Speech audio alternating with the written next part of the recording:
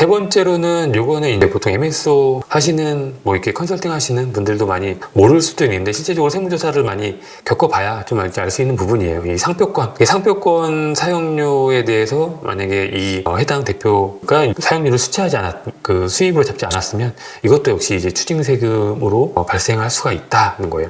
밑에 이제 세무조사 결과 통지서를 제가 이제 4년 전쯤에 저희 MSO 법인에서 이제 세무조사 나왔을 때 조사가 다 끝나면 이렇게 추징 세금이 발생했다라고 세무조사 통지서를 통보해 줍니다. 그 부분을 제가 일정 그 부분을 이제 발췌한 내용이고, 밑에 보시면은 상표권 사용료 미수치액 수익금액 산입이라고 되어 있고, 그 금액이 18년도, 19년도, 20년도, 21년도 누적 금액이 그래서 추징된 세금이 상당하죠. 거의 2억이 넘어갔는데 3억 가까이 되는데, 이 내용은 그런 겁니다. 보통 이제 상표권이 다량으로 이제 발생할 수가 있는데, 그런 상표권의 이제 취득자를 이제 그 원장님 개인으로 보통을 하고 나중에 법인으로 이전시키지 않았으면, 법인으로 양도하거나 하지 않았으면 이런 문제가 발생할 수 있습니다. 뭐냐면 이제 보통 이제 MSO 법인 해가지고 가맹점들과 수수료 계약을 보통 받을 때 당연히 이 네트워크 브랜드에 대한 사용에 대한 수수료도 당연히 포함됐다라고 조사관들은 보통 봅니다. 근데 그 브랜드 상표권에 대한 귀속이 그 소유권이 누구한테 갖고 있느냐가 지금 요 문제로 발생할 수가 있는 건데, 그 소유권이 법인이 갖고 있으면 당연히 아무 문제가 없죠. 근데 이제 원장님 법인의 대표이자 원장님 개인으로 이제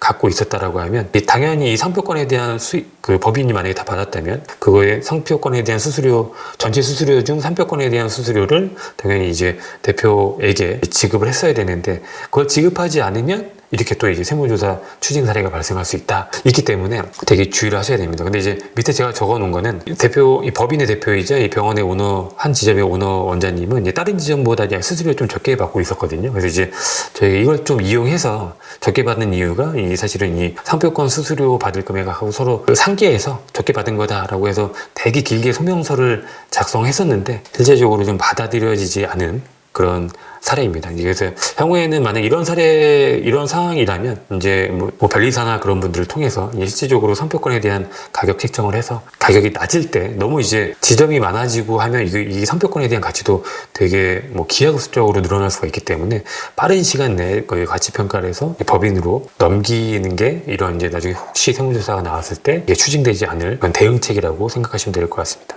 네 번째로 의약품, 의료소모품 등 도소매 거래. 이제 MSO라고 하면 보통 이제 공통 광고나 경영 컨설팅뿐만 아니라 의약품이나 의료소모품을 이제 거래하는 일명 간납업체라고 보통 불리는데, 보통 이런 것들을 왜 만드냐? 굳이 네트워크가 아니더라도 병원 자체가 규모가 되게 크면 사실은 이 간납업체 법인을 만들 유인이 상당히 좀 큽니다. 왜 그러냐면 아시겠지만 보통 이제 병원에서 의약품 등을 할인된 가격으로 이제 받으면 이제 의료법 리베이트로 봐서 이제 의료법에 위반되는 처벌받을 수 있는 그런 사례들도 많이 나오기 때문에 보통 이제 규모가 커지는 병원들은 사실 이게 상당히 고민을 하시게 됩니다. 상당히 고민을 하시게 되고, 제 거래처 병원 이제 매출 300~400억 나는 이제 병원도 맨 처음에 시작을 할 때 어차피 규모가 커질 거를 미리 가정해서 이 간납업체를 만들고 이제 미리 준비해서 설립을 같이 갔었는데, 이 경우도 역시 이제 이 간납업체가 실제적으로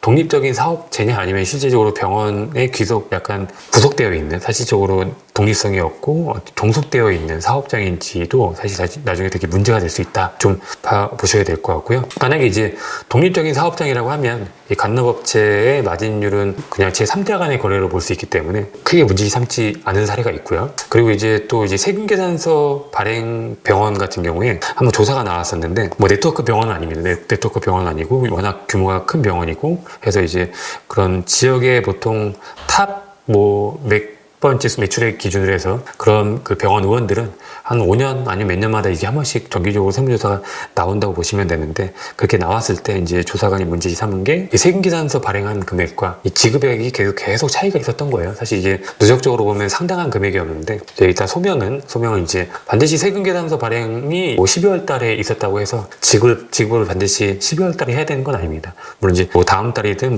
병원에 돈이 없을 때는 많이 못 할 수도 있고 나중에 많이 할 수도 있고, 그런 차이가 발생하는 거는 당연한 겁니다. 이런 것들도 사실 많이 문의사항이 오는 건데 당연하다고 좀 말씀드리는 부분이고, 근데 이제 여기는 이 사례는 이 금액이 한 15억 단위가 넘어가서 좀 되게 추궁했던 사례인데, 뭐 이런 지급식의 차이나 병원의 그 유보금에 대한 약간 현재 적었던 그런 상황들을 좀 설명을 해서 넘어갔던 부분이 있고, 세무조사뿐만 아니라 이제 건강보험공단에서도 가끔 실수가 나올 수가 있는데, 거기서도 좀 유의 깊게 봤던 게 이 간납업체와 이 병원이 이제 거의 간납업체가 이 병원을 독점으로 공급하고 있는 업체인 거를 약간 포커싱을 둬서 이 병원과 이 해당 업체가 독립적인 관계인지에 대해서 상당히 좀 추궁을 했던 사례가 있는데, 저희는 어쨌든 실제적으로 뭐 이렇게 특수한 계좌 아닌 사람이 사실 운영하고 있고 실제적으로 아무 문제가 없었기 때문에 뭐 길게 계속 추궁은 받았지만 무사히 넘어갔던 사례가 있습니다. 이 가지급금 문제는 비단 이제 MSO 법인만의 문제는 아니라 모든 법인의 문제일 수 있어요. 어쨌든 MSO 법인도 법인이기 때문에 문제가 될 수 있는 사항을 좀 설명을 드리면, 최근에 이제 기사에 많이 났습니다. 이제 한 여자 연예인 법인이 있고 1인 법인이죠. 근데 징역 2년, 집행유예 4년에 이제 처벌을 받았는데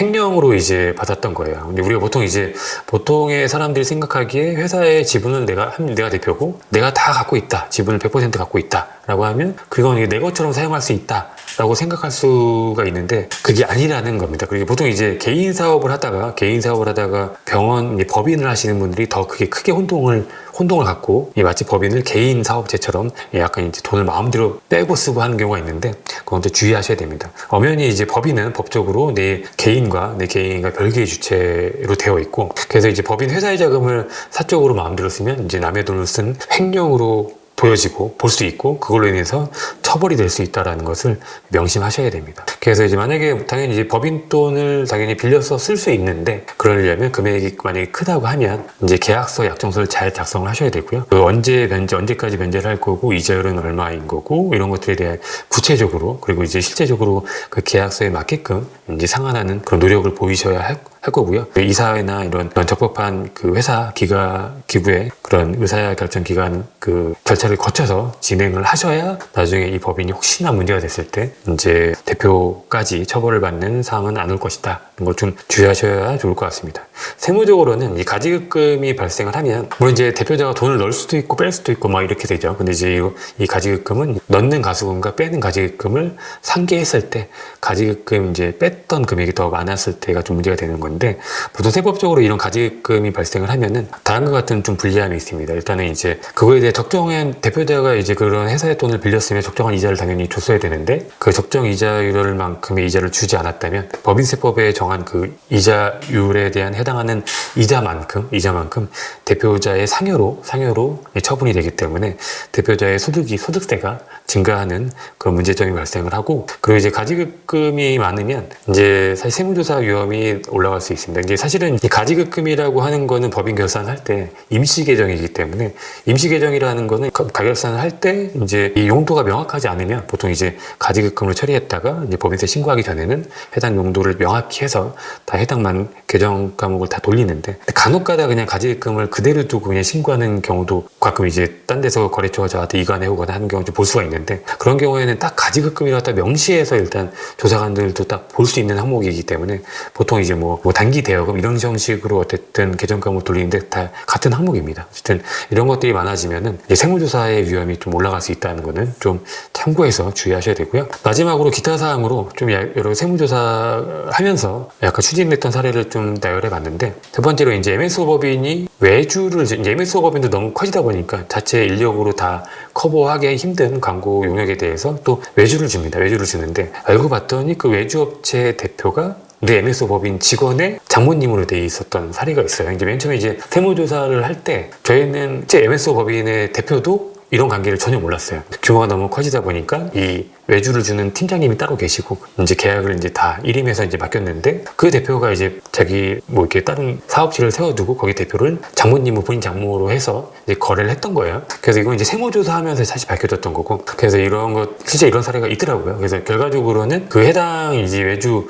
광고업체에 줬던 이제 광고 선전비 과다 지급됐다고 보는 일정 비율만큼 경비로 인정되지 않고, 그만큼 그에 따라 법인세가 문제가 추징되는 그런 결과가 있었고, 예전에, 지금은 이제 흔하진 않은 것 같은데, 예전에 한창 이제 가상화폐 채굴기에 관심이 많으셨을 때 법인 자금으로 이제 가상화폐 채굴기를 구매하셨어요. 이 대표님의 목적은 만약에 가상화폐 채굴기를 굴려서 만약에 이익을 본다라고 하면 법인세로 다 신고할 생각이셨어요. 근데 이제 일단 세무조사가 나왔을 때는 그건 아직 이익의 단계까지 가지 않은 단계였기 때문에 조사관들이 보기에는 그냥 법인에 아무 상관없는 그냥 업무무관 자산을 그냥 법인 돈으로 구매해서 감가상각비에 해당한 비용을 처리한 걸로 보여졌기 때문에 이거 역시 다 경비 부인돼서 송금물산입, 경비가 부인됐다는 의미입니다. 그래서 법인세가 올라간 사례가 있고요. 간혹 이제 법인 대표님들이 전화가 오셔서 이제 주택을 구매하시는 거에 대해서 문의하시는 경우가 있는데, 이 주택을 구매해서 이제 기숙사로 제공하는 건 당연히 아무 문제가 없습니다. 근데 이제 그 기숙사 사택을 이제 직원 기숙사용이 아닌 대표자나 대표자 가족분들이 이용하는 용도로 사용을 한다면 이거 역시 횡령으로 볼 위험이 있기 때문에 경비로도 인정이 안 되고요. 주의하셔야 됩니다. 그리고 이제 세무조사가 나올 때 가장 먼저 보는 거는 이제 특수관계자, 배우자나 자녀에 대한 인건비에 대한 실제 근무 여부를 바로 따져야, 보통 이제 세무조사 나오면 그분 옆에 이제 나왔던 옆에 있는 직원들한테 뭐 이런 분 아시냐, 아니면 뭐 자리가 어디냐, 이런 식으로 해서 바로 이제 체크를 합니다. 그래서 만약에 뭐 바로 모른다, 이런 분 처음 본다라고 하면 뭐 소명할 수가 없습니다. 왜냐면 이미 다 다른 직원들한테 다 사실관계를 받은 걸로 지금 판단이 되기 때문에. 그래서 이제 이분들한테 지급했던 인건비가 다 부인이 되는데, 급여뿐만 아니라 이 급여를 신고하면 사대보험도 발생하게 되는데 모든 경비가 다 부인되고 이게 상당한 금액으로 추징될 수 있다. 이걸 좀 참고하시면 좋을 것 같습니다. 그리고 마지막으로 이거 제가 설명은 드리진 않을 건데, 보통 이제 원장님들이 법인을 세울 때 어느 지역에 세울 것이냐에 대해서 많이 문의가 있습니다. 그래서 이제 수도권 가밀억제권역 내에 설립을 할 것이냐, 아니면 수도권 가밀억제권역 외 지역에 설립을 할 것이냐에